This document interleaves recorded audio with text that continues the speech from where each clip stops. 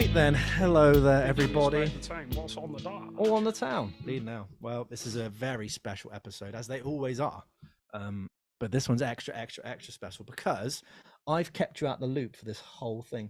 Yep, I don't have a clue what's going on. You got not a single little blighty clue what's going on. Not an idea. Not an idea, but you know. We got 3 cameras. We got one there, Yeah. one there, and one there. Got too many cameras. Should I do that slower so you can... One there. Oh, yeah. This is where you're going to cut. One there. Yeah. This one. Oh, yeah. And that. And that too. That's mad. So, you can have your mic a little bit closer as well. You know yeah? what I mean? Shall I have it like this close? Is that all So, right? you know, people, I'm not going to name names, Jake. Says it's too quiet and it's too loud. It's hard, mate. I'm trying to balance audio, visual. What are you gonna do? Cool, looking not cool. We'll have a little tester. little rejig. How's that? Hang on. How's that? Is that any better? You happier with that?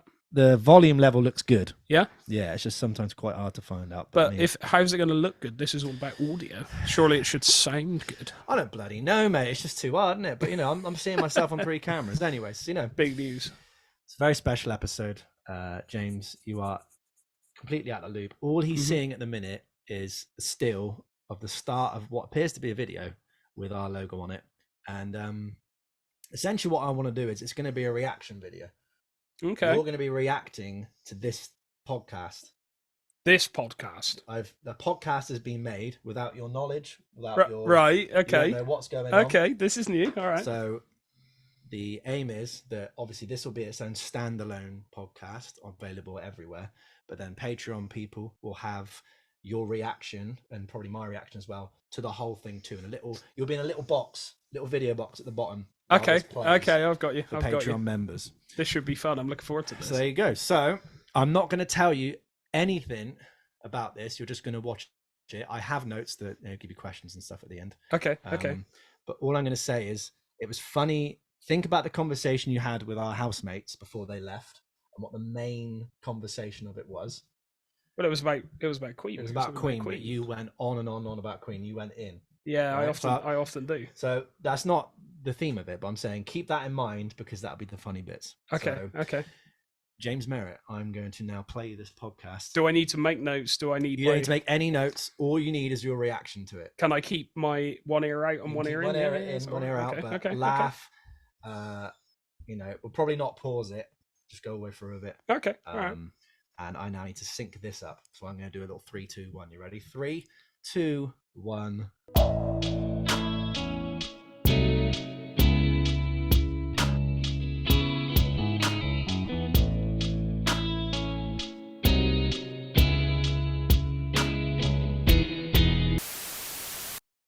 Ladies and gentlemen, welcome back to another exciting episode of 50 Ways to Hate an Album with Marv and Mez. I'm your host, Marv, and boy, do I have a surprise in store for our co-host, Mez. But before we get into it, let me just say how thrilled I am to have you all here with me today. You see, today's episode is like no other we've done before. In fact, it's a bit of a secret that I've been keeping from Mez. Don't tell him just yet. You see, the entire podcast episode you're about to hear has been created using artificial intelligence programs. That's right, every word, every line, all thanks to the wonders of AI. And it wasn't easy, let me tell you. To achieve this extraordinary feat, I had to navigate my way through a maze of AI web tools. It involved subscribing to numerous platforms, finding free subscriptions, and coming up with creative, sometimes frustrating hacks. All for something as simple as a 10-minute video or a voiceover. Picture this, I had to sign up for 3 free screen recording services, only to download the recordings in a weird file extension called .mkv. Then, I had to visit another website just to convert those files to .mp3 format. And guess what? I had to create additional accounts with different email addresses to get 3 more free recordings and repeat the entire process. But you know what? It was all worth it. Because this episode, about AI music, deserved to be created by AI itself. It provides us with a fascinating insight into the impact AI has on our consumption of media. Now, as you listen, you'll notice something intriguing.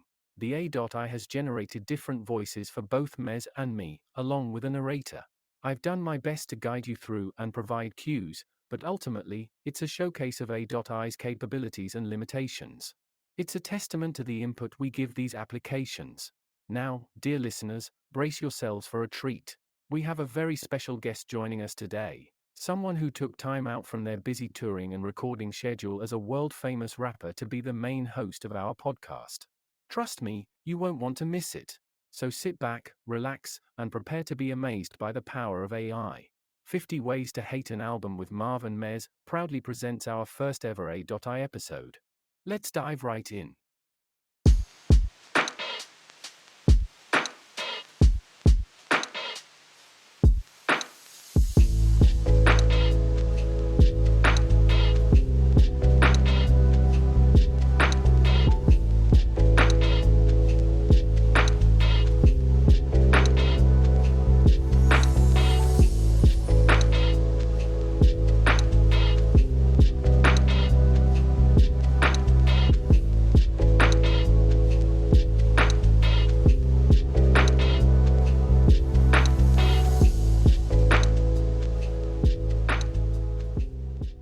Hello and welcome to this special artificial intelligence episode of 50 Ways with Marv and Mez.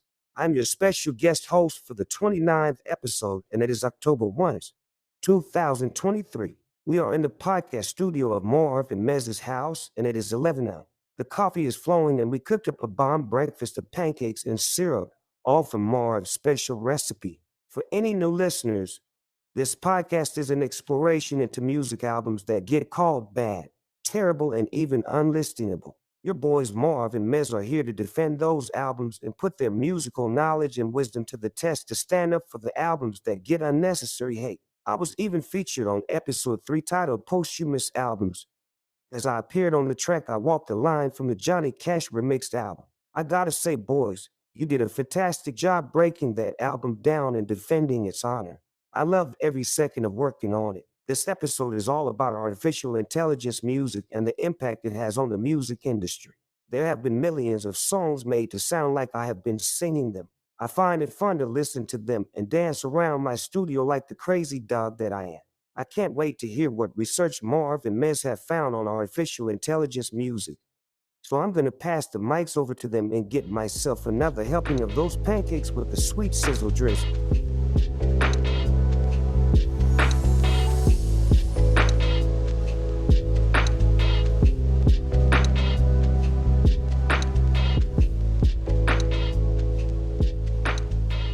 Did you hear about the musician who locked his keys in his car?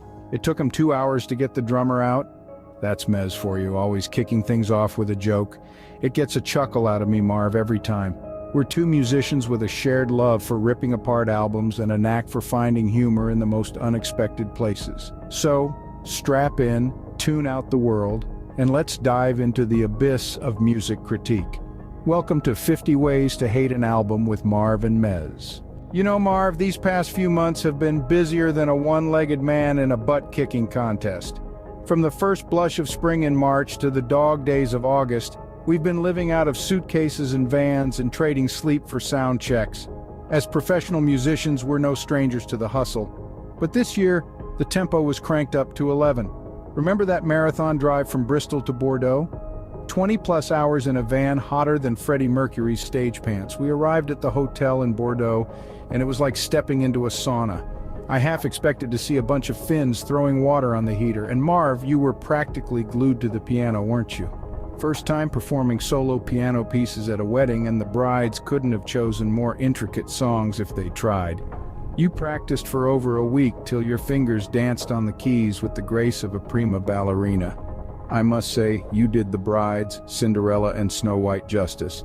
The performance hall was a furnace. Guests were dancing in their underwear.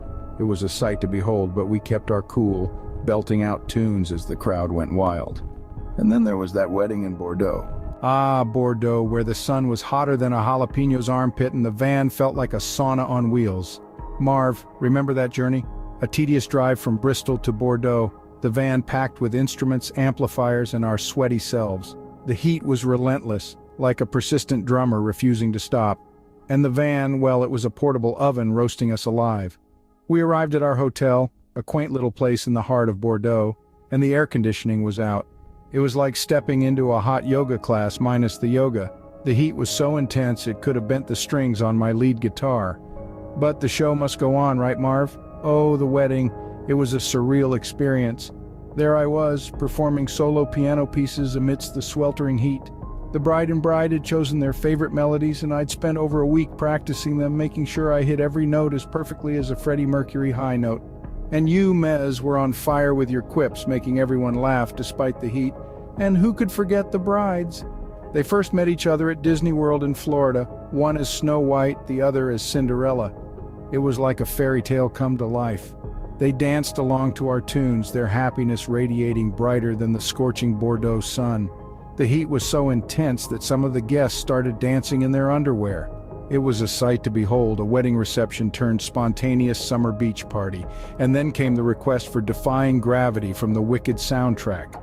The brides and all of the guests recreated the dance routine exactly as it is performed in the musical. It was a magical moment, like a scene straight out of Broadway, but in a hot French vineyard.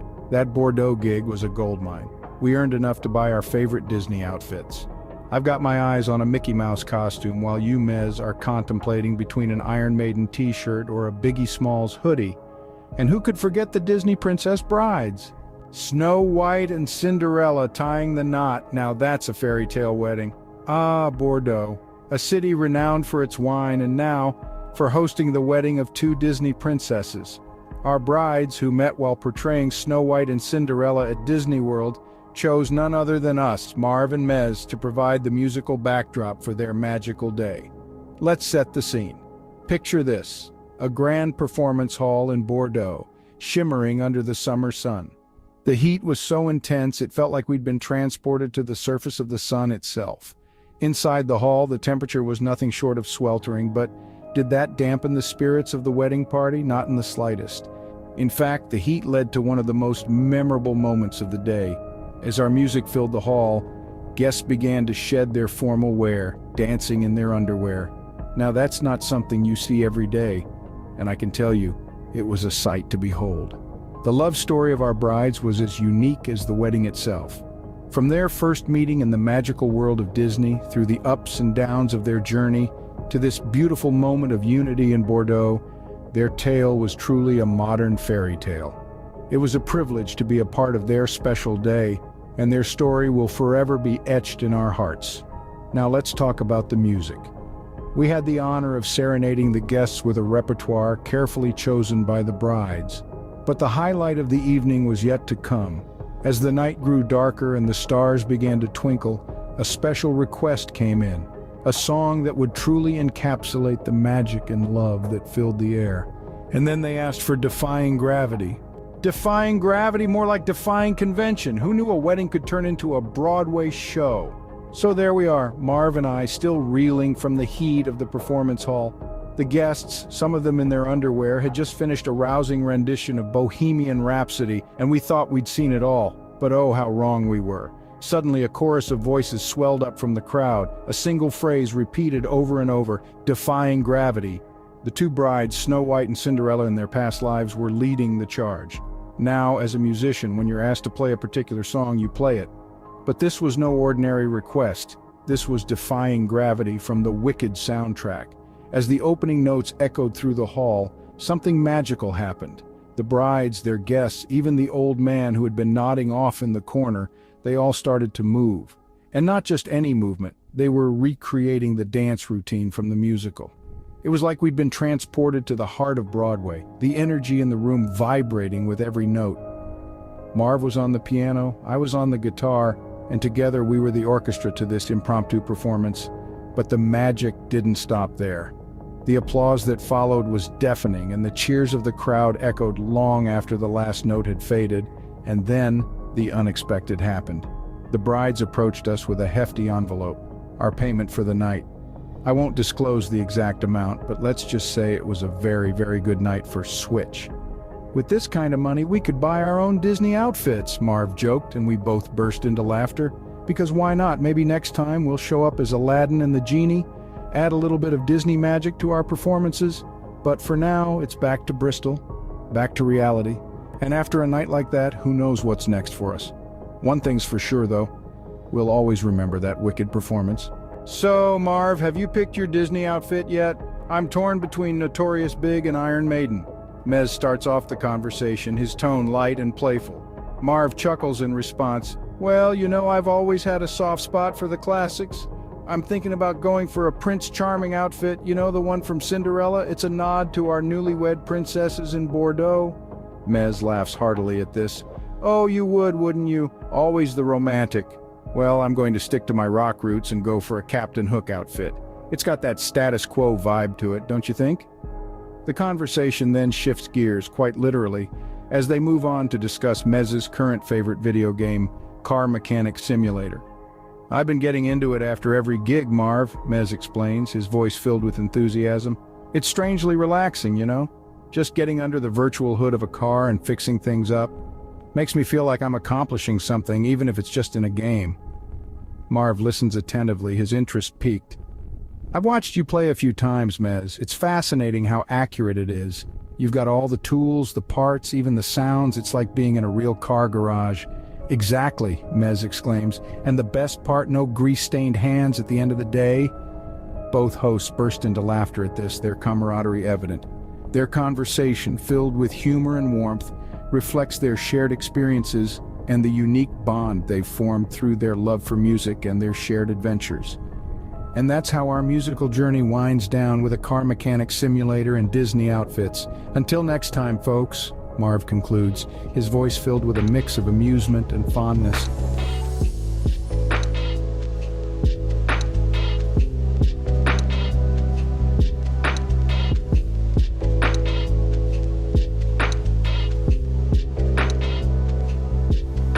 Good day to all you music lovers out there. I'm Marv. And I'm Mez. Welcome back to 50 Ways to Hate an Album. This is where we delve into the depths of the music world, dissecting the good, the bad, and the downright ugly. Marv, we've trudged through musical swamps and climbed the highest peaks of auditory art. We've argued about albums being bad because a band member left the group or the main songwriter waved goodbye. We've even tackled the tricky territory of posthumous albums, live albums, and cover albums. Mez, not forgetting those albums chasing the shadow of their predecessors, or those the artists themselves loathed. We've even given airtime to albums created under the influence, those with an overwhelming discography, and those with just one lonely album to their name. Marv, and let's not forget the contentious solo albums, the stylistic leaps of faith, the albums that took an eternity to release, or the ones from artists who, some might say, are past their prime. Mez, but today we're stepping into a whole new realm, aren't we, Marv? Marv, indeed we are, Mez. Today we're going to be discussing a music album that wasn't made by a person at all. It was made by an artificial intelligence.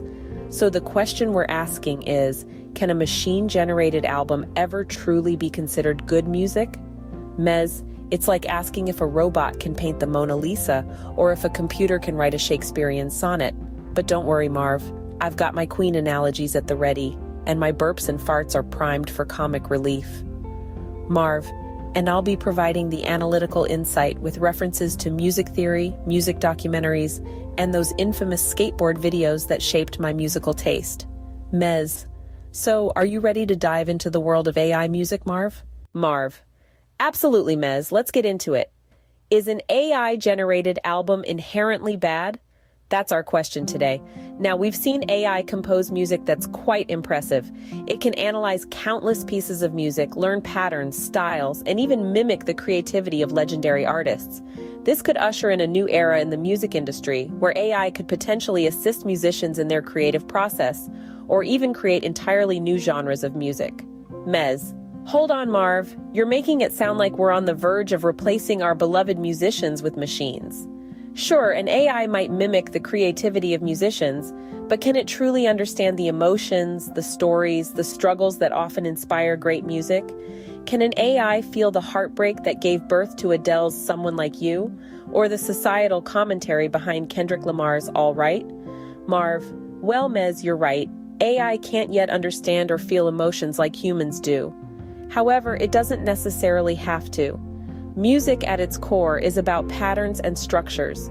If AI can understand and replicate these patterns, it has the potential to create music that sounds just as good, if not better, than what humans can create.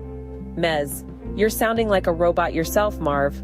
Music is more than just patterns and structures. It's about the soul, the groove, the feel. When Freddie Mercury belted out Bohemian Rhapsody, it wasn't just about the chords and the melodies. It was about the emotion, the passion, the raw human element that no machine can replicate.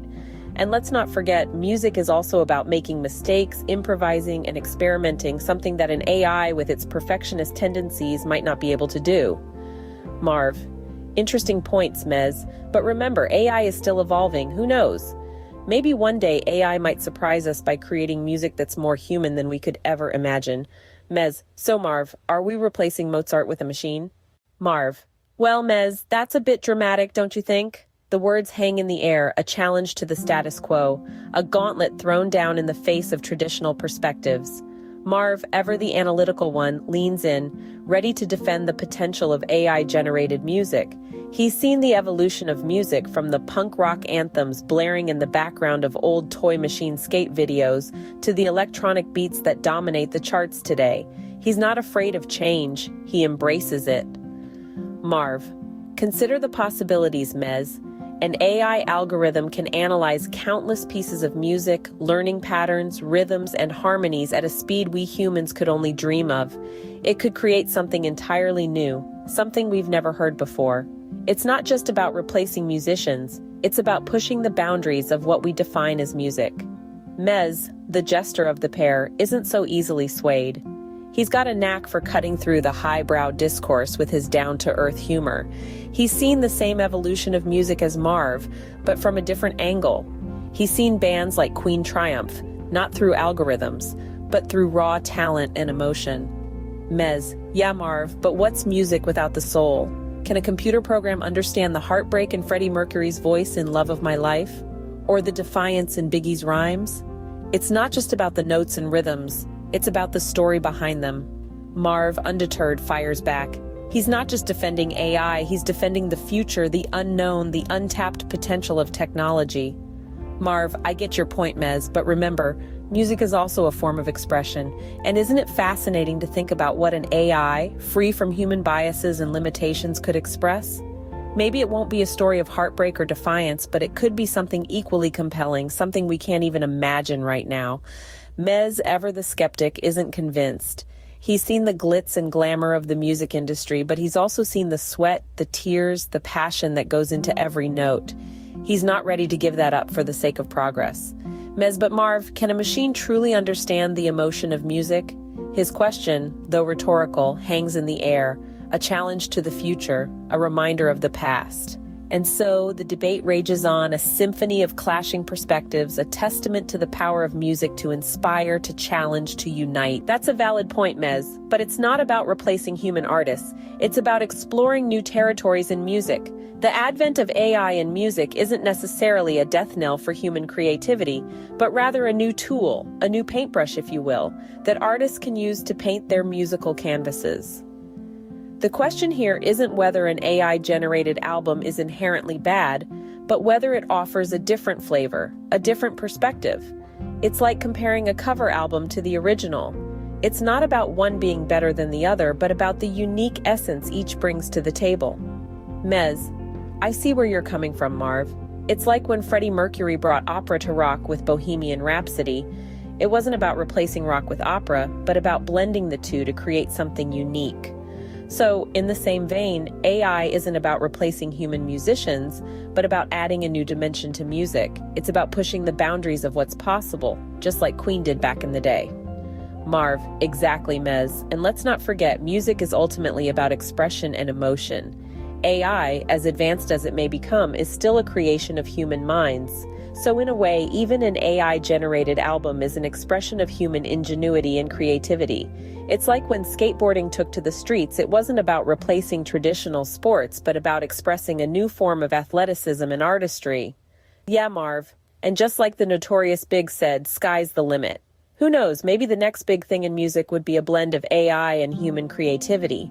An Iron Maiden album with an AI twist. Now that's something I'd like to hear. Marv, I couldn't agree more, Mez. The fusion of human and AI talents could potentially open up a whole new world of musical possibilities. It's not about discarding the old, but embracing the new. Mez, well, Marv, I guess we'll just have to wait and see what the future of music holds. Marv, indeed, Mez.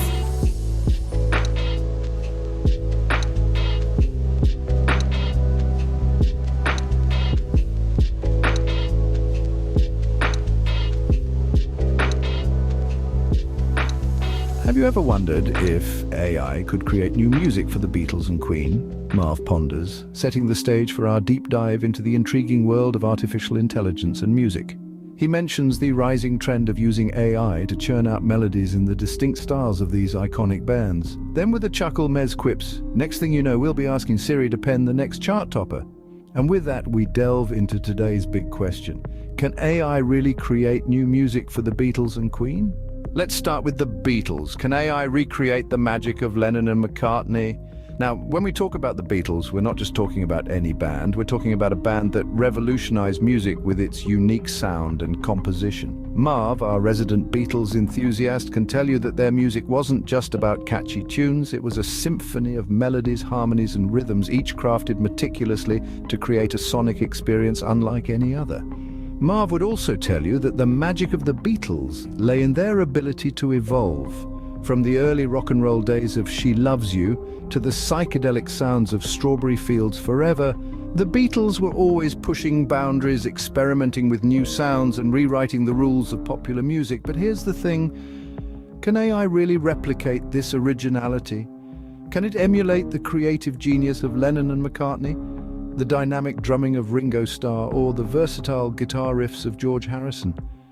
There's been a lot of backlash from Beatles fans who argue that AI can never truly capture the essence of the band. They believe that the band's music was born out of a unique combination of talent, innovation, and the cultural zeitgeist of the time, something that can't be programmed into a machine. And let's not forget Ringo Starr's drumming. Mez, our resident joker, often quips, even AI can't replicate Ringo's drumming, because, let's face it, sometimes even Ringo couldn't replicate Ringo's drumming. It's all in good fun, of course, but it does raise an important point. The Beatles' music was a product of human creativity and emotion, of four individuals coming together to create something greater than the sum of their parts. So, while AI might be able to mimic the patterns and structures found in Beatles songs, can it truly recreate the magic that made the band so special? But can AI really capture the essence of the Beatles, from their lyrics to their melodies? That's the question. Moving on to Queen. Can AI hit those high notes like Freddie Mercury?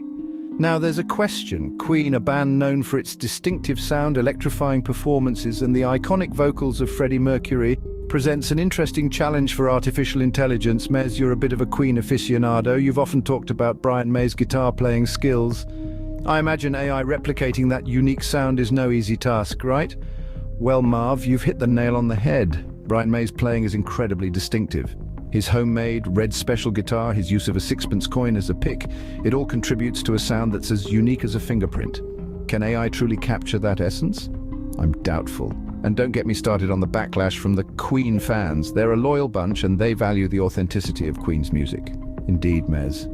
The fans are a crucial part of this whole discussion. But let's not forget that AI has been used to create new music in the style of Queen. A project called Dadabots used OpenAI's MuseNet to generate an album of songs in the style of the band. The reactions were quite mixed. Some listeners were impressed by the AI's ability to mimic the band's style. Others found it to be a soulless imitation. I guess it boils down to what you value in music, the technical composition or the human touch. That's an astute observation, Mez. It makes me wonder, can AI replicate the energy of a Queen performance? Can it capture the dynamism of Freddie Mercury, the chemistry between the band members, the electrifying connection with the audience? I think that's the million-dollar question, Marv. Can AI recreate not just the notes, but the feelings, the emotions, and the experience of a Queen song? I'm not convinced. So can AI truly create new music for Queen, capturing the band's unique sound and energy? It's a debate that continues to rage on, much like the guitar solos of Brian May. We've mentioned the backlash from fans. Let's delve into that a bit more. Now, it's no secret that both the Beatles and Queen have some of the most loyal fan bases in the music world. These fans have stood by their bands through thick and thin, From the highs of chart-topping success to the lows of band member deaths, they've celebrated the band's triumphs, mourned their losses, and fiercely protected their legacies. For many of these fans, the idea of AI-created music is seen as a direct affront to the artistry and talent that made the Beatles and Queen the icons they are today. To them, it's not just about the music, it's about the sweat, the tears, the passion that went into creating every note, every lyric. They see AI music as a cheap imitation, an attempt to cash in on the band's success without understanding or respecting what made them special in the first place. And let's not forget, these aren't just any bands we're talking about. We're talking about the Beatles, the band that changed the face of music with their innovative songwriting and harmonies. We're talking about Queen, whose theatrical performances and genre-blending sound set them apart from their peers. These are bands that pushed boundaries, that dared to be different, and for many fans, an AI can never replicate that kind of creativity and courage. Of course, our dear friend Mez would probably say something like, well, if these die-hard fans are so upset about AI music, maybe they should just stick to listening to their vinyl records in their vintage record players. And he wouldn't be entirely wrong. There's something to be said about the nostalgia and comfort of the familiar. But at the same time, it's important to remember that music, like all forms of art, is always evolving. So it's clear that many fans are resistant to the idea of AI-created music for these iconic bands. But is their resistance justified? So what does this mean for the future of music and AI? We're truly standing on the edge of a new frontier. Artificial intelligence has the potential to revolutionize the music industry in ways we can't yet fully comprehend. It could be a creative tool, a new paintbrush for artists to use in the composition of their masterpieces. Imagine a world where AI can analyze an artist's style, their quirks, their signature notes, and provide them with a palette of musical ideas that they might not have thought of. It's like having a collaborative partner who knows your artistic intent inside out. But let's not forget the other side of the coin. There's a looming fear that AI might replace human creativity. If an AI can replicate the style of the Beatles or Queen, what's stopping it from creating its own original music? And if it does, who owns the rights to that music? Is it the creator of the AI, or does the AI itself have some claim to it? And what about the soul of the music? Can an AI truly capture the human element that makes music so powerful, so poignant? The Beatles and Queen weren't just about the notes they played. It was the emotion, the passion, the human experience that resonated through their music. Can a machine replicate that? Then there's the ethical aspect. Is it right to use AI to create new music in the style of artists who are no longer with us? Or does that cross a line, exploiting their legacy for novelty's sake? The potential benefits and drawbacks of AI in music creation are vast and complex. It's a conversation that needs to be had, not just among musicians and industry professionals, but as a society. So the question remains, can AI create new music for the Beatles and Queen? Or is it just a tool to be used by human artists? Only time will tell. One thing's for sure, though, the future of music is going to be an exciting one. Well, we've had a lively debate today about AI and music. We've journeyed through the uncanny valleys of AI recreations of the Beatles and Queen and pondered on the authenticity and the essence of what makes their music truly theirs. Marv, with his analytical approach, has shed light on the intricacies of music theory and the groundbreaking work of the Beatles, referencing a myriad of sources from music magazines to documentaries. Meanwhile, Mez, ever the jester, has kept us entertained with his humor, while astutely drawing parallels with Queen's music and the potential of AI in capturing the magic of Brian May's guitar playing. We've also explored the backlash from fans, their loyalty to the original band members, and the unique elements that AI might struggle to replicate. And we've looked towards the future, asking what role AI could play in music creation and how it might shape our engagement with the art form. But ultimately, we return to the provocative question we posed at the start. Can AI truly create new music for the Beatles and Queen? Is it possible for an algorithm to write a song worthy of Lennon or May? Or is there something intrinsically human about music that simply can't be replicated? So, can AI really create new music for the Beatles and Queen? We'll leave that for you to decide.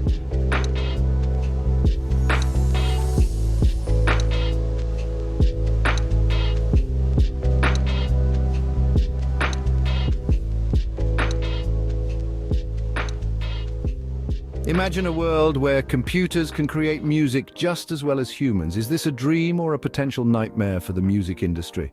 Welcome to a brave new melody where artificial intelligence is strumming the strings and hitting the high notes. Marv here, and joining me is the ever-entertaining Mez, as we delve into the fascinating world of AI-generated music. So, what is AI music? Well, in the simplest terms, it's music composed by a machine, but it's not your grandma's player piano. This is a complex algorithm learning from a vast database of tunes and creating original compositions that can make Mozart blush. And boy, has it been making some noise. Remember the song Heart on My Sleeve? That catchy number that had you tapping your foot? It wasn't the brainchild of a musical prodigy, but rather the output of an AI model. Yes, you heard it right. The chart topper that had you humming was conjured up by a few lines of code. Now, this might get some traditionalists in a twist. Could a machine really replace the raw talent and creativity of a human artist? It's like asking if a robot can replace Gordon Ramsay in the kitchen. It might get the recipe right, but can it add that dash of flair? But before we get carried away, let's also appreciate the genius behind this technology. It's like having Beethoven, the Beatles, and Beyoncé all rolled into one super composer. And it doesn't get tired, doesn't need a break, and certainly doesn't throw tantrums in the recording studio. Yet it's not all sunshine and rainbows. As much as we chuckle at the thought of a computer winning a Grammy, it does raise some serious questions. What does this mean for the music industry, for the struggling artists pouring their heart into their craft? So with AI making waves in the music industry, it begs the question, can a computer-generated song truly capture the heart and soul of music? Now here's a thought. An AI song is up for a Grammy. Does this change the game for music artists? This question hangs in the air, and Marv, never one to shy away from a good debate, jumps right in. Absolutely, he says, it's a game changer. Think about it. AI music has the potential to push artists to innovate, to create something completely unique. It's like a new kind of challenge, a different canvas, if you will. It's not about replacing human creativity, it's about enhancing it, giving it a new dimension. Marv's enthusiasm is palpable. His argument is that this development could spur artists to explore new avenues, to push their boundaries and perhaps even redefine what we understand as music. It's a fascinating perspective, but Mez has a different take. Hold on a minute, Marv, Mez interjects. While I appreciate the potential for innovation, I worry about the devaluation of human-made music. What happens to the sweat and tears, the raw emotion that goes into creating a piece of music? Can an AI really replicate that? Mez's concern is valid. The human touch, the soul of music, is it at risk of being overshadowed by AI perfection? Does the Grammy nomination for an AI song signal a shift in appreciation from the emotional depth of music to its technical superiority? The debate is a heated one, with both hosts presenting compelling arguments. On one hand, there's the exciting prospect of AI opening up new vistas in music creation. On the other, there's the fear of losing the human essence that makes music so deeply personal and resonant. It's clear that the Grammy nod to AI music has stirred up some mixed feelings, but what about the artists themselves? As the discussion shifts to the artist's perspective, it's apparent that this is a conversation that has only just begun. The controversy around the Grammys' recognition of AI music is a reflection of the broader debate about the role and impact of AI in our lives. And like any good debate, it leaves us with more questions than answers. As an artist, would you use AI-generated music and not tell your audience? Now that's a potent brew of a question, isn't it? Imagine this, you're Marv, a seasoned musician, and you've got a new track to unveil. But here's the twist. It's not entirely your creation, it's a collaboration of sorts, but with a non-human entity. Yes, you guessed it, artificial intelligence. This is not some far-fetched science fiction scenario. It's happening right now in the world of music. You might be thinking, well, that's fantastic. I can have a cuppa, put my feet up, and let AI do all the work. But hold on there, Mez. It's not as straightforward as it sounds. First off, it's a bit like playing Chinese whispers with a robot. You feed in your initial idea and the AI takes it, twists it, turns it, and spits out something that might be a brilliant new take on your concept. Or it might be an unrecognizable mess that has you wondering if the AI has been hitting the source. And then there's the question of authenticity. Music at its core is an expression of human emotion. It's about sharing a piece of yourself with the world. If a chunk of that work is done by an AI, Can you truly call it your own? Or does it become a sort of Frankenstein's monster? A mishmash of human and artificial creativity, but let's not be too hasty in dismissing AI-generated music. It could be a useful tool for artists. Think of it as a new instrument in your arsenal. It could provide inspiration, help you break out of a creative rut, or even allow you to explore genres and styles you might not have considered before. And let's face it, Mez, the music industry is constantly evolving. From vinyl records to streaming services, from acoustic guitars to synthesizers, innovation has always been part of the game. Perhaps AI is just the next step in this journey, and we as artists need to adapt and learn to use it to our advantage. Of course, there's the ethical question of whether to tell your audience that your new hit single was co-written by a machine. But then again, does it really matter? If the music is good, if it touches people, if it makes them feel something, does it really matter who or what created it? Well, as we can see, the line between human creativity and AI assistance is becoming blurred. And as we move forward, it's going to get even more fuzzy. So whether you're a die-hard traditionalist or an eager early adopter, one thing's for sure. The world of music is about to get a whole lot more interesting. Can a piece of AI-generated music make listeners feel the same emotional intent of the music artist it was created from? A spirited question indeed. It's time to dive into the heart of the matter, the emotional connect. Think back to our days in the cover band Switch. We took songs, breathed our life into them, and made people feel something. That's the magic of music, isn't it? It's a language that transcends words, touching souls, stirring emotions. But can AI-generated music do the same?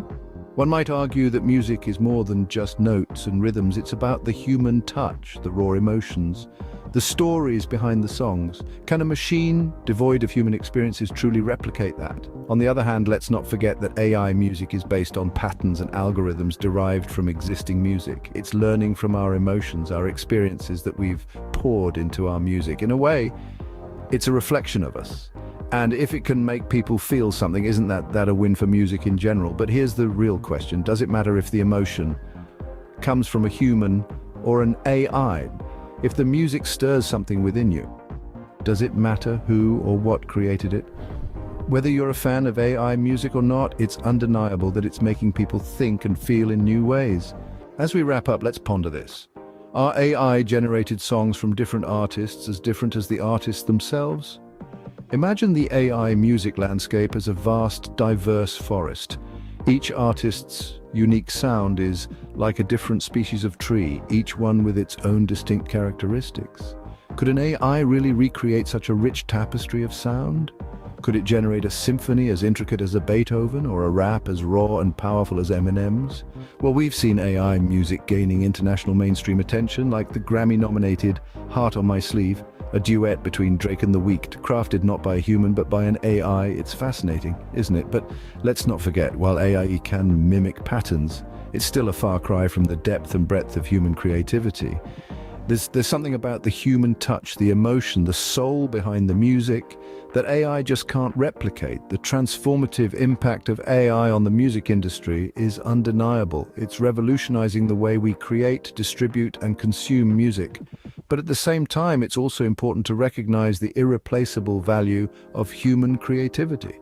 So whether it's an AI-generated symphony or a soulful ballad penned by a human, isn't it all about the emotional connection? The way it makes us feel? In the end, whether it's AI or human, it's all about the music, isn't it?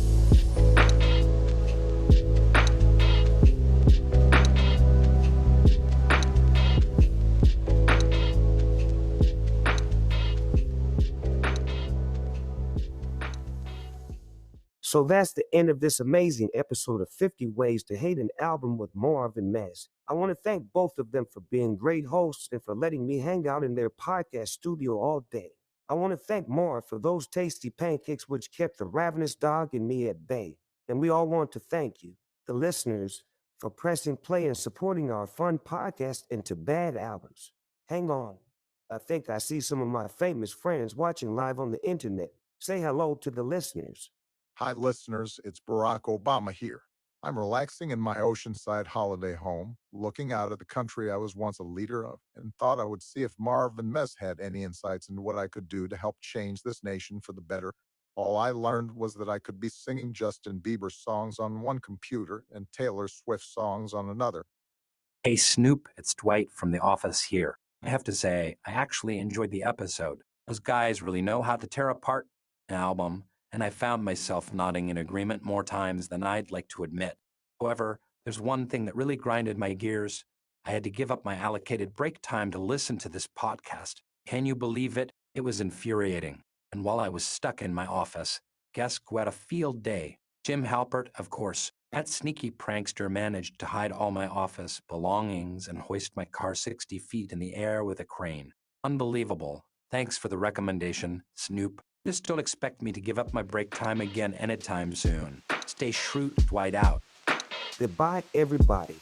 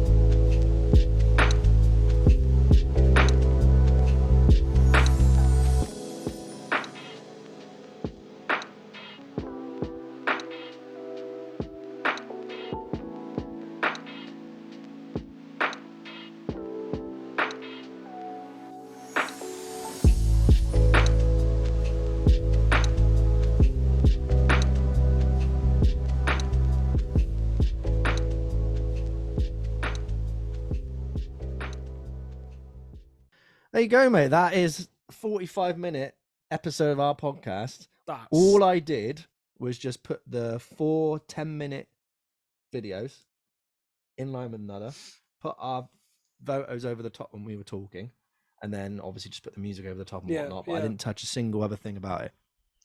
That's absolutely insane. I'm very impressed. I'm very, very impressed that you did that. Imagine if you weren't. Imagine I did all this. You're like, oh, I thought, because you were like, oh, I reckon he's got me like someone on a thing, or there's gonna be a crazy guest host or something. That was something else. I didn't know what to expect, but it certainly wasn't that. I'm very impressed because the effort you've gone to there. It's quite funny. It's AI, yes, and it's generated by a computer, yes. Yeah. But you still had to prompt it, cut it, edit it, and everything else. That is hats off to you. Get that hat off. I'm not getting that off. Hats off to you. That hides all of the old. All of the old. That's an AI podcast script. Anyway, so I set myself the challenge to only use AI programs to create a whole episode of the podcast, and I made sure everything was free. So, like, obviously on the videos, you could see it had like a little watermark and stuff. Yeah, and the talking wasn't exactly great, and there was a lot of repeating and stuff. But I was like, you know what?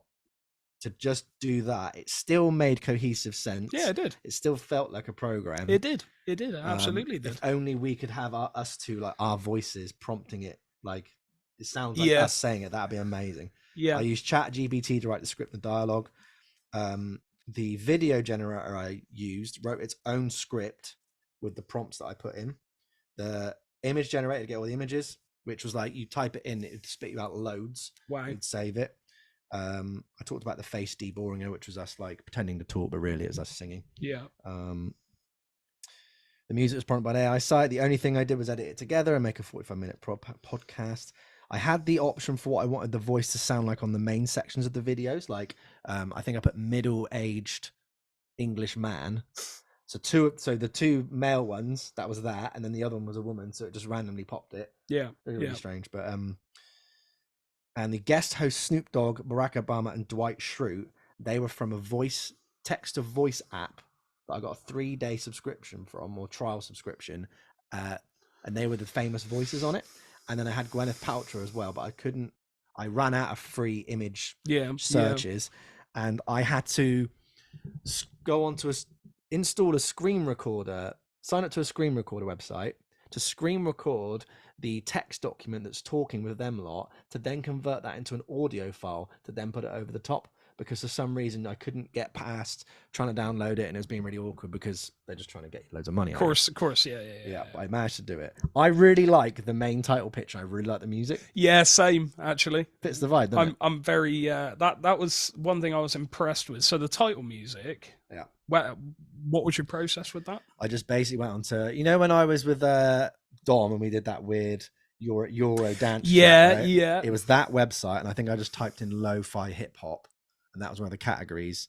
And I just put in A major. I think I put the tempo up quite fast, and then just pressed generate, and that's what it generated me. It's scarily close, considering it's never. Well, we can assume it's never heard the track, which by the way is called Doorways, but it's the 50 Ways. It's the 50 Ways theme tune.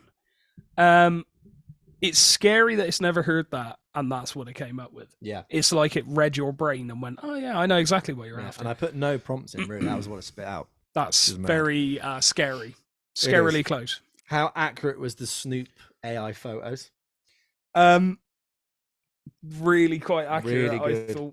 I really thought they were quite. Obviously, there was that bit of strange movement, but you're gonna get that.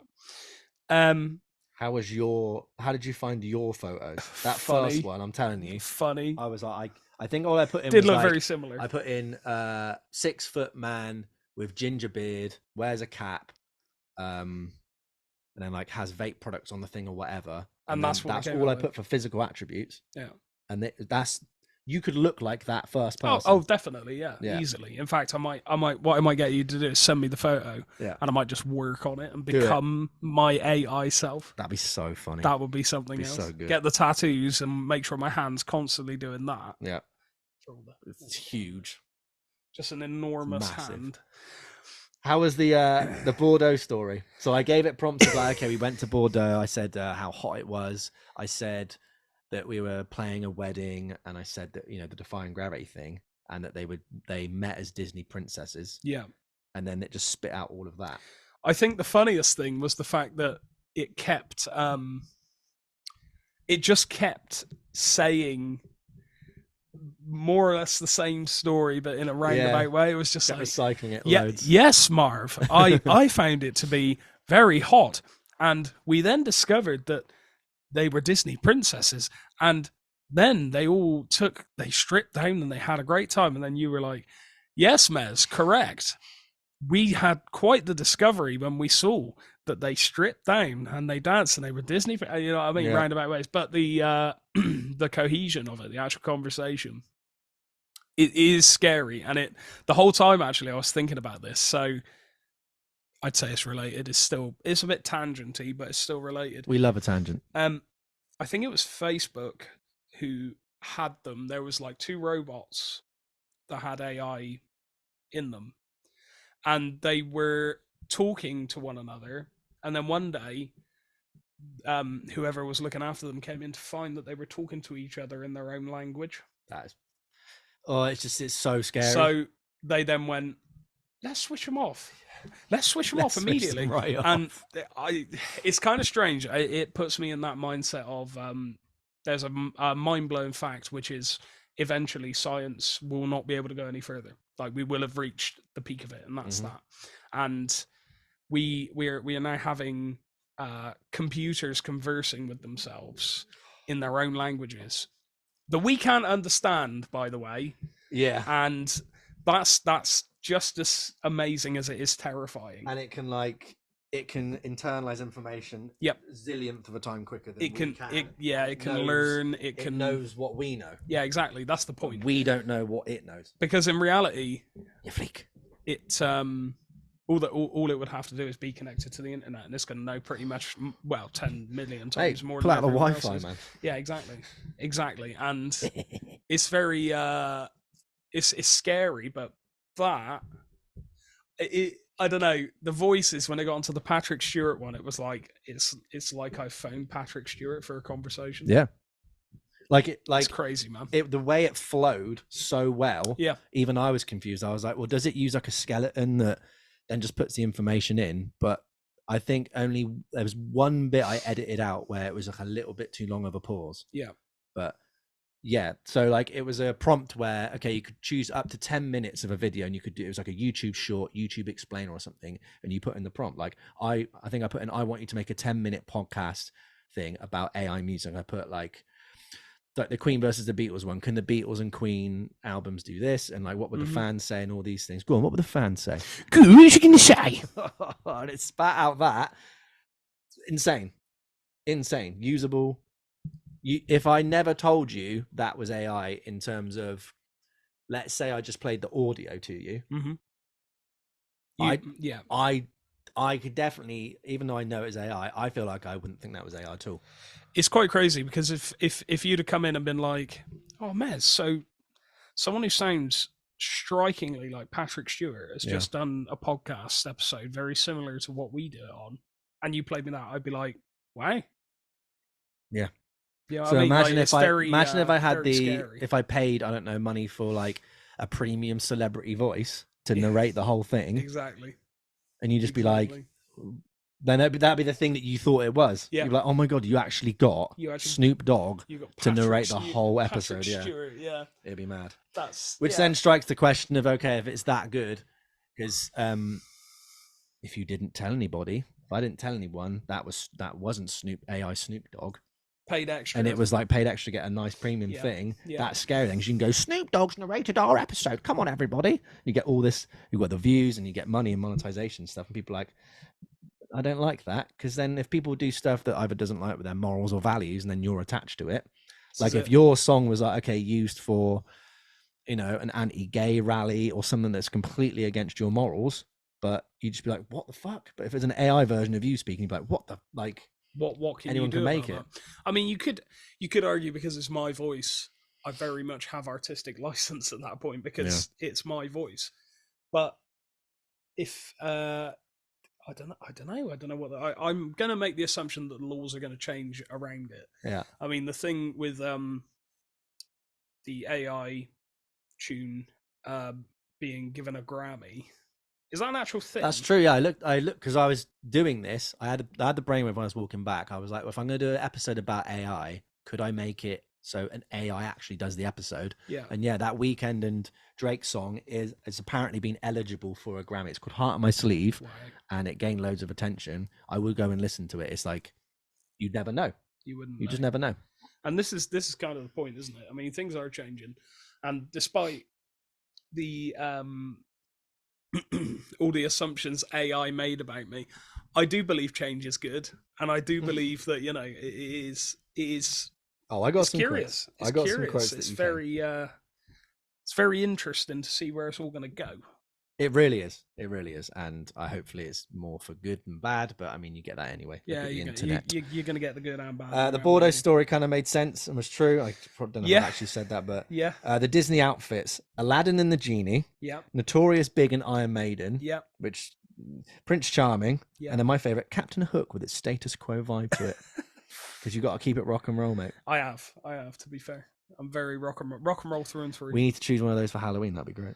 That would be very fun. Talk to us about Car Mechanic Simulator, Mez, because that was what was funny. Just to address back before this, before we started this podcast, you started talking about Queen to our housemates, and you were going in, and I was like, oh my God, he's going to, like, this is so funny because he's going to watch this podcast and it's literally going to be quoting Queen the whole time. You'll be like, that's literally what I've done about an hour ago. Yep. And then you played Car Mechanic Simulator. So tell me about Car Mechanic Simulator. Why are you so hooked on it? Car Mechanic Simulator is...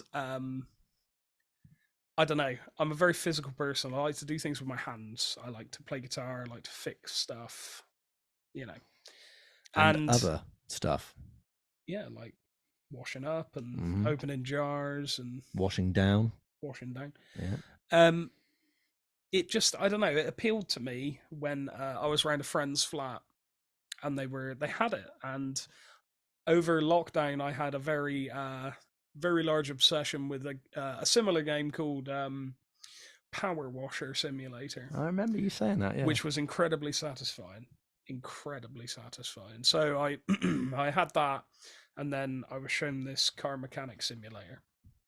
And it's very cool. It's very as said in our AI podcast. As AI Mez said, it is relaxing. It does make you feel like you've achieved something without actually doing anything.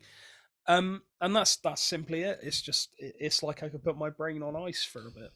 Yeah, Simple as that. it is weirdly relaxing to watch you do that and figure out stuff. I mean, you had a bit of trouble early, didn't you? You couldn't find a part. Yeah, I'm still stuck on it. That's all right, mate. You'll get there. Set fire to it, and That's true. I mean, I then downloaded Bus Driving Simulator because of that, and I've played it twice, and that's it. You'll never play that again.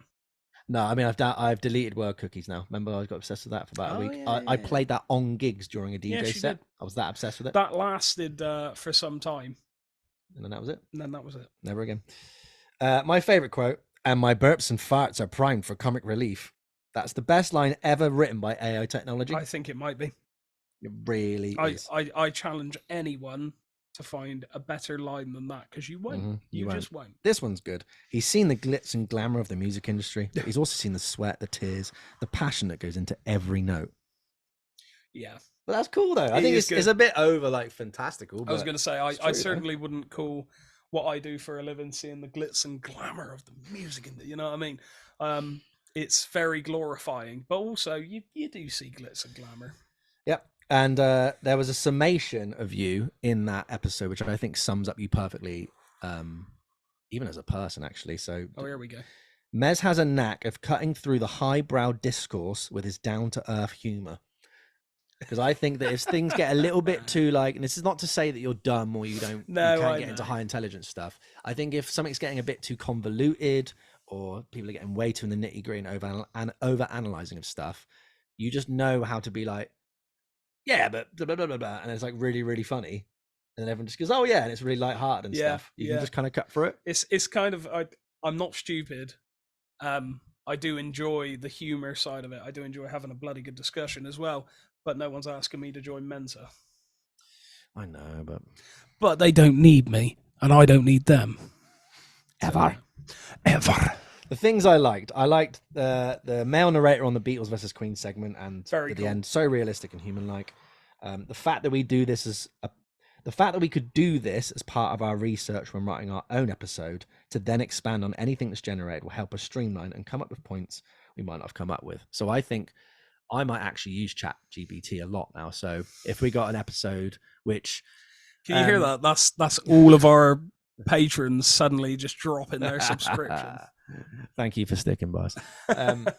Well, no, like, if the next episode we might want to do is because they're wrestlers, because we're really watching wrestling a lot.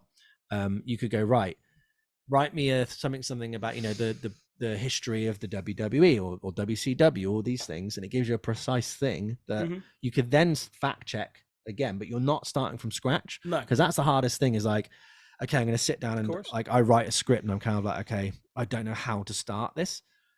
And I don't, you kind of do bullet point notes and things, but like, especially as a thing to like get away from like Wikipedia or the Google things or whatnot, that would be really, really cool to do. Or even just to be like, I want to surmise about these points, and it can do that. I don't think there's anything wrong in that, because it said something in there as well. I might have the quote in there, but it was talking about, I might try and actually find it, because it was a really, really good quote it came out to.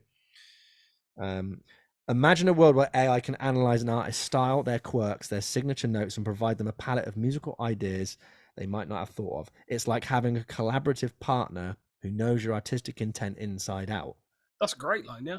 Like, that's so true. I feel like that's what AI could be used for. You're using it as like a prompt, and it just knows what you like and dislike. It would know your conversational style because you would be able to tell it that. Of course. And it would spit something out. So you're not just relaying something that a computer's made. You could then just tailor it to your own. And I feel like that's no different to going, hey, what did you write down for your homework? What was your essay about? Can I just take these bits? I mean, yeah, the weird discourse it comes from is the fact that it's like, if, let's say, I used the generator and I said, I want you to imagine Queen and the Beatles. Let's keep it on. Let's keep it on topic. Queen and the Beatles are formed in late 60s, early 70s, instead of splitting up, and they've released 4 albums of the best of their work. Yeah. Now, imagine it's incredible. Imagine I put it up on Spotify and it becomes hugely successful. Yeah. Now, the main issue here is, despite the fact it's AI, I'm using actual prompts of musicians that are already well known that have these things copyrighted and have already released music, and people know what they sound like and they recognize it from that. So it's like I'm still technically in some universe in breach of copyright for that reason. However, I used AI. So it's not actually made by them, but it's taking their ideas. But then also, isn't that just what most musicians do anyway? You take ideas, you go back to where you've been, and then you write something based off of all your influences, and that's your output. So it's the greyest of grey areas to me. Which the podcast came up with a question of it. Yeah. Like, who owns the AI copyright? Is the it? person who made the AI? Absolutely. Is it the AI itself? Is it the artist? But I think that's something that will come. Well, if an AI song can win a Grammy, The laws are going to have to change. There's going to have to be some level of which AI is public. How much of it is publicly well, it would open? and how who much gets of it percentage is- and whatnot. Exactly. And I think it also raises the question of what's then the motivation to then win a Grammy. You might as well just get AI to write you your songs, not tell anybody, and be like, cool, it won a Grammy. Yeah, there you go. Because it sold loads, not because I didn't care. I didn't put any emotion to it. Exactly. This is the point. And this is something else as well. There was a lot of talk about how there's raw emotion, and you've got the culture at the time, the social culture and the social events happening. The thing is, AI, though it can't feel emotion, it can feign it. You know what I mean? It can put a representation. It can emulate very well. Exactly, and for that reason, it's like anything. It's like when you think about, I think it's either psychopaths or sociopaths, so like unpleasant people in that sort of realm. Yeah. When they are trying to manipulate someone, they can't feel an emotion, but they can replicate it to draw somebody in. Yeah. So it's like, not that I'm calling AI a psychopath or a sociopath. Sorry, AI. No, please don't. You're perfect. It's just where it's completely man-made and where it's completely just unattached from anything like that. It can feign these emotions, and I mean it can analyze and see what kind of music people draw emotion from, and once it knows that, it can then replicate that same thing. So I think as much as of course, like, you know, it's it can there's no emotion gone into that. Yeah. It can still make it, it can still feign it, and you've also got that. This was the other thing I kept thinking of, the fact that as much as AI could make me a track with some of the most unbelievably technically difficult music, people are always going to want humans to have done that because it's impressive. It's impressive that someone my species can do that. You know what I mean? So that's where it separates, I think, because as much as AI is interesting and it's impressive, it's still more impressive to me that Lennon and McCartney can write those tunes, that certain people can play that fast, that a human being that has gone through a traumatic experience or a life-changing experience can produce this work that I can relate to. Absolutely. AI will never do that. No, because it doesn't go through anything life-changing because it's AI. It can understand it. It can understand it, and but it doesn't have feelings. No. But it can articulate stuff. And that's where it's separated. So I think I'm not worried about as a musician, I'm not worried about where AI is going to go, because there's always going to be a place for us. I'm just more excited to see what comes out next. What happens next? What's the next big thing going to be? Yeah, and then to add on to your point that I think the scary part, like we said, is if you didn't know it was AI and you listened to let's say it's I don't know, let's go Polyphia. Let's say there's a Polyphia AI album and you did not know it was AI, and it's the guitar playing is out of this world, and you're like, oh my god, this is so good, and it actually makes you feel inspired or makes you feel something. It's like you only know that if you know how the bread is buttered and how the sausage is made, and that's different. You know about that. Like, I know that was wholly AI. I know exactly what went into that podcast episode. So if no one told you that, it's like a placebo effect, isn't it? With a pill or a drug or something. Of course. It doesn't matter. Then if you never ever knew that, and that was faked, which could then go into the thing of, okay, that album is overdubbed completely. This live album was never filmed in front of an audience. You think that, whole guitar solo was made in one take. That's a compilation of 90 takes put together. what really is the difference? It still makes you feel something, which is scary. And then also what you were saying there was going to lead me on to another a downside, like the noticeable limitations of that episode, especially in terms of AI, which was, even though there was some great overall points that were made, there was nothing in depth about the discussions. Now, what we've just said in the past 5-10 minutes to me feels way like in depth. Really in depth compared to what that was, which was all surface level. Now, I mean, I could have given it more prompt. I could have posed it more questions and stuff. Of course. But then that's, again, my limitations of how to use AI, because now I've seen even more videos that how to create a social calendar schedule, and it gives you questions, and it's mad. It is insane. Just mad, and that's just ChatGPT. I think 3. There's a ChatGPT 4, which I think costs, and that's even more updated. With it's just insane. It's just insane. I tried to get it to listen to certain music, like that Heart on My Sleeve, but it couldn't do it. You have to do there's something on like DistroKid or other other things are available, but you can go listen to my track. And then hearing the Defying Gravity story multiple times is like hearing the AI emotion point being made in a few different ways, like the same point in a million different ways. And then there was some things from the prompt that I put in that then didn't get spit out. So it was like I wanted us to frequently quote The Office or Extras whenever possible, but it never ever did it. Didn't do it. No. In the 4 times I did the videos, just never ever did it. The questions and points they did come up with, right, which is the AI coming up with questions and prompts about AI music. So think of that. That's so convoluted. Can a machine-generated album ever truly be considered good music? I think you can say it's good music. Of course you can. Of course you can, yeah. Just on its surface level, if music is to be enjoyed and it's something fun and catchy, the AI music I've heard is very good, especially on the TikToks where it's like, Kurt Cobain singing the Soundgarden song as well. It's fascinating to hear, to be like, wow, that's actually, when sometimes you're there like, oh, I really wish this would happen. I really wish this person would collab with this person, or wow, I really wish person would sing this song. You can put it in and go, oh, actually, no, there's a reason why they didn't. There's a reason why.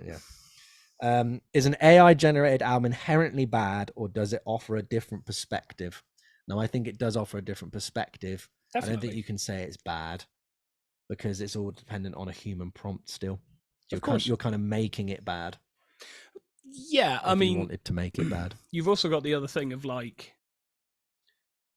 we're both Beatles fans, and huge Beatles fans. It say we both wanted a particular Beatles album, but it never got released. It never got written. It never got recorded or released. None of that happened. And both me and you, I would say, gain different things from listening to the Beatles. Yes. Because music's very personal, music's very emotional, and people get different things from it. It's like when you hear lyrics and one person will pick out this particular thing, another person will pick out another particular thing. If we both went away to AI and asked it to make a Beatles album about this, all of our favorite things, it's always going to be different. Yeah. Because, like you say, it's a human prompt. So regardless of the quality of the AI, it's still always going to have that human prompt. I mean, eventually there's probably going to come a point where it doesn't need a human prompt anymore. Yeah, but I don't know how that materialized. But yeah, there's always a human element to it. Yeah, of course. There's always going to be human error or input. So it's never going to fully be automated AI. No, and that's why I suppose you can. Like I said, I'm not concerned about it. You hear artists that get concerned about it, but it's kind of like it's just another thing, isn't it? I'm sure when the electric guitar was invented, so it could be heard in orchestras. That's why the pickups for an electric guitar were invented, so you could hear the guitar in an orchestra. I can imagine once people started making them solid body, and then Fender came out with the Telecaster, Gibson with the Les Paul and everything else, I can imagine there were a lot of naysayers. Oh, it's going to ruin music. Oh, it's going to do this. And then we have the 50s, 60s, 70s, all the 80s, innovation that happened. that literally changed everything. You had synthesizers in the 80s. You had bigger PAs with more sort of ability for monitoring in the 70s. And then we had like the dance craze and the hip hop trends of the late 80s, early 90s. You know what I mean? And all of that, everybody now looks back on fondly. Yeah. So if you think about that, I mean, we're at an age, all in our 20s, where right now people our age would be going, well, it's complete bloody nonsense. I want music to be made by classically, like our parents and everyone else before them. I want music to be made by talent, not computers. And it's like, that's the age-old argument, isn't it? And I really feel like it will innovate and it will change a lot, because it's not just about the actual writing of the music itself. You've got the recording level, haven't you? Mm-hmm. So think about it like this. Oh, well, let's say Logic or any other DAW came up with some sort of AI technology wherein you could, instead of having to sit and edit drums for 4 hours, instead of having to have a vocal line that you really want to melodyne, but there's really like loads of spots where, and you want it to be smooth, but you can't work out how. Or imagine it's like, I really want to copy and paste that, but having to like worry about bar lengths and making sure it's in time and everything. Oh, quantize the whole track for me. I think that's where AI is going to have. James Merritt. Now, I don't know about the music side of it, but in terms of video editing, I think that's already there. So there you go. There's a video AI like software or plugin. So like, for instance, we've got 3 cameras going right now. What I can do is I chuck that into the video editor and I can label each one. So I can say this one is Marv, this one is joint shot, this one is Mez. Mm-hmm. And then what you do is you chuck it in. I don't know how you do it. Clickety, clickety, click, clickety, clickety, clack. And then the audio, if it only hears me, yeah, it cuts to that. Wow. If it hears both of us, it cuts to a long one. If it only hears you, it cuts to that. That's the amount of editing time that saves for me would be astronomical. And again, like the AI prompt, I can go, right, okay, I'll just tweak that, make that a little bit longer, do that. Yeah. I'm pretty sure, I mean, there's a application called Ozone, plugin called Ozone, which is AI mastering. So it will take out higher harsh frequencies or fix things. There's got to be music AI programs which does exactly what you described. There you go. Has to be. And I feel like that's where the real application of AI is going to come in. Yeah, but then again, is it like, well, that's lazy? Look in the 80s. Oh, the Lynn drum machine. Oh, that's lazy. Why didn't you need to have a drummer for? And then all those huge rock albums that had the huge, massive snares. Yeah. And it's like, well, that's not a real band. And then you get into the sampling of the late 80s and the 90s of hip hop. And then, Limp Bizkit, that's not real. Rapping over rock. No way. And it's like, this is where it comes in, isn't it? Mm-hmm. There's always going to be somebody somewhere that's not happy with the outcome. There's always a Queen or Beatles fan going, well, this is not Freddie Mercury. Well, this is something else. I remember there was a big trend of Freddie Mercury singing Beatles songs. In fact, there's a big trend of everyone singing everything at the moment. There's so much change. But I was listening to it, and I knew it was AI, because I've never heard a recording of Freddie do that. And also because it was labeled as AI. Yeah. And it feigned sort of his ability, his singing style and everything else, but it didn't really sound like him. And that could be because, like you say, you pay for the premium stuff. Maybe there's a bit better quality to it. I don't know. I think people are getting unnecessarily worked up about it. And future Mez, you're absolutely correct, and I bet you're looking back on this now and you're going, he was bloody right, I'll tell you that. You're bloody right, I'll tell you that for a minute. I love that just ringing in my ears. It was amazing. Sorry. Nah, I don't mind it. It's good. It's comedic. Okay. A good AI Mez quote here, which I really like, which actually is kind of summing up what you're saying. I guess it boils down to what you value in music, the technical composition or the human touch. Yeah, for sure. Well done, AI Mez. Well done, AI Mez. You could then put that in ChatGPT, right? Spit me out quotes, right, that just distinctly sum up all these things that I've just said. But compare everything to Queen, Biggie, Iron Maiden, and Status Quo immediately. Mm-hmm. What did I say? Good, what did you say? Go on. Music is also a form of expression. Isn't it fascinating to think about one AI free from human bias and limitations could express? Maybe it won't be a story of heartbreak and defiance, but it could be something equally compelling, something we can't even imagine right now. So like you said, if an AI can't, empathize with a human and go through all of what we're going through, the flip side can be said. We don't know what an AI or a computer's thinking or internal mechanisms are or whatnot. So it could describe something to you where like, I can't even grasp how to like conjure that, how to like internalize that. Or it could come up with something like, oh my God, that's so painful. Mm-hmm. That's made me feel a certain way. Yeah. It's like saying you don't have to go through someone's experience to be able to to feel an emotion from it, right? No, of course you don't. So what do you think about that? Again, I just think it's the ability to empathize. I mean, I wouldn't say that AI would naturally have empathy built in unless it's programmed that way. I think you can ask it to. You know, you can ask it to empathize how you'd feel about this. And the thing is with that, if it's got access to internet, if it's got access to this, to that, to this, to that, it's going to be able to search a myriad of databases. Good word. To thank you very much. To sort of how, and I mean, you all you got to do is look at things like Facebook statuses. Someone says something like, "I'm gutted. I got the sack today," right? So that's going to be able to find that and go, okay, gutted means sad.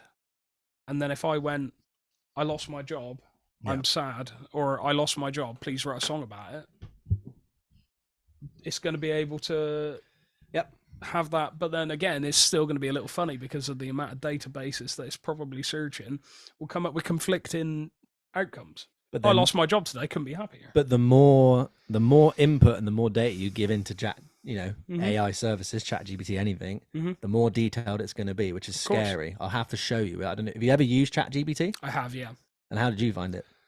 Terrifying. Yeah. What is it? What did I type in? Go on, what did you type in?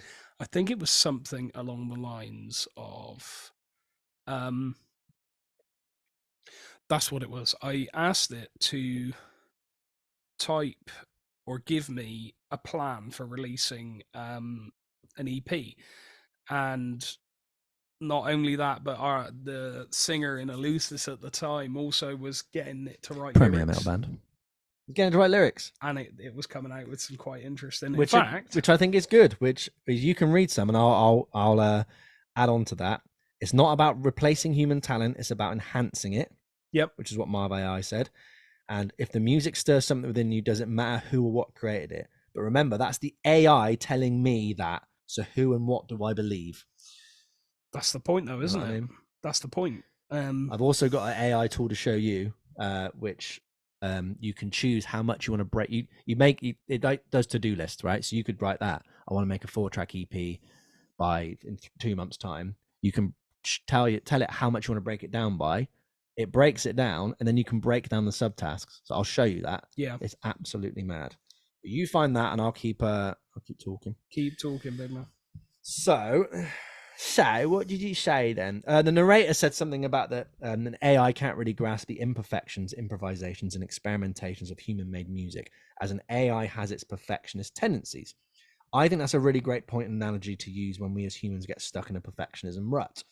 But progress over perfection, and realizing that pieces of music you might consider to be perfect have mistakes, fluffs, and all manner of things, quote unquote, wrong with it. You know what I mean? Like I think that's a really kind of, it definitely opened my eyes up a lot. And I was like, okay, that's another thing to try and remember. And when whenever you're creating and you get a thing of like, oh, this chorus sound, this guitar's not as good as this record on this thing, on that thing, what's the point? It's like, I don't know. There's so many instances of we used a broken microphone, or like actually we peed all over the bass amp before we recorded it, and then it made great music because what you don't know don't hurt you. And then the conclusion I've kind of got, it's madness that AI can conjure up a version of our podcast that's tangible, makes points, and poses questions. It can also be entertaining and something we could pay for to really craft into a podcast series that would be far and away better than any podcast we could ever do. Technically, from a technical standpoint, yes, it just has more information at its core and can access it much quicker. The amount of weeks that we'd have to spend, months, really finding research that can just do in, like you're doing right now, in a minute. Not even that. It's absolutely scary. Yeah, he's on the ChatGPT train, people. Oh, it's just finished. But there's something to be said about putting in the work, and this is what you said about that thing about humans going through it and making a piece of art, right? Really sitting down and crafting something from the brain and materializing it into the world. That dopamine release that I've been having for the whole time I've watched you watch this episode, during that whole thing via AI for the rest of time, or doing that whole thing via AI for the rest of the time, sure, I get excitement from realizing I could actually pull off the idea of doing AI episodes all the time. Of course. But that's about it. That's all you'd get, is being like, oh, it's great that I can keep doing these things. But like, in terms of podcasts, it's really fun being like, right, there's another one in the bag, edit it. People have these really nice comments and things like that's great. Same with music and all that. Imagine just sitting down and be like, write me another 12-track EP. I want it to be about these themes and subjects. Exactly. It would just be type tapping and you'd be doing a 9-to-5 job, basically. This data input. This is it, isn't it? I mean, I've just done some data input myself. Go on then. What did you prompt it? So it's an app called Ask AI, and I've used it before.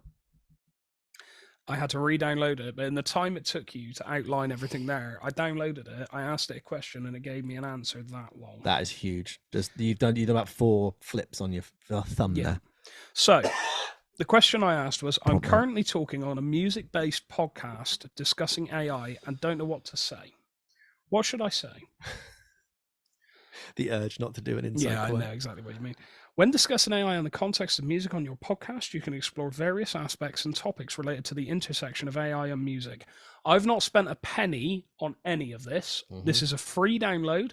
It asked me if I wanted to sign up for a free trial on unlocking some more features and then $4.99 a week or something like that. That's mad. But this is all free. And I've done that when I picked my phone up to now, this is what I've got. So those of you with the keen eagle eye who saw me pick my phone up. Here are some ideas to help you structure your discussion.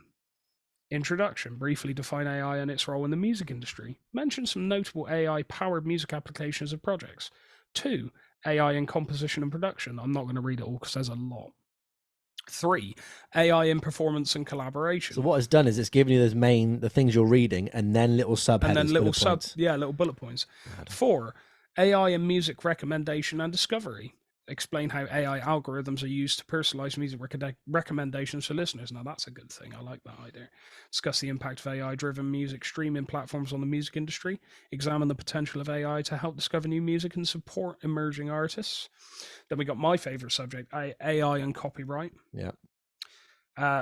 Number 6, future possibilities and limitations. We've already done that. Yeah. Number 7, interviews and case studies. Number 8, audience engagement. And then right at the end, we've got remember to provide examples and anecdotes to make the discussion more engaging and relatable to your listeners. Also, maintain a balance between the technical aspects of AI and the human experience of music throughout your conversation. Yeah. Now, as I said, what I'll do is I'll get close to the camera so you can see how much information I've been given.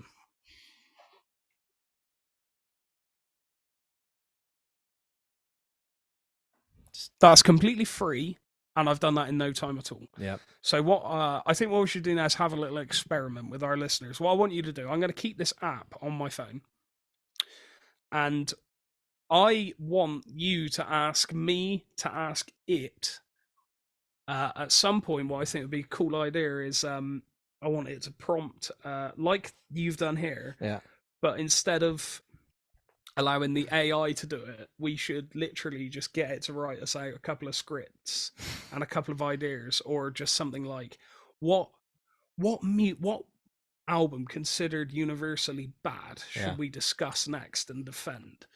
And okay, it's just like it's because AI asked us to or something. Yeah. But what I want the prompts to come from our listeners.